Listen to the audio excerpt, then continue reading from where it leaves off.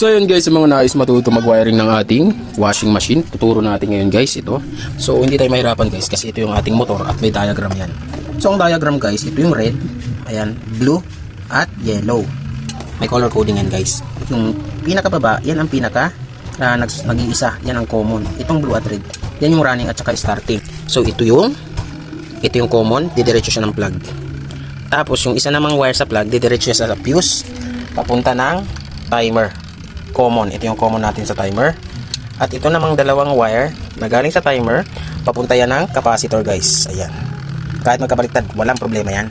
So ito naman, yung red at saka blue, itong dalawa na to, ito yung starting at saka running natin. Capacitor din siya guys. So bali tatlo yan. So ngayon itatry natin guys kung gagana. Habang nakaandar ang ating timer, ayan, tumutunog yung namatay. So ikutin muna natin kasi ayan, magte-test tayo guys ng ating ginagawang washing.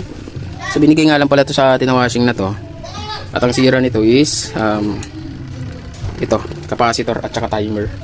So try natin saksak guys. Yan na. Go!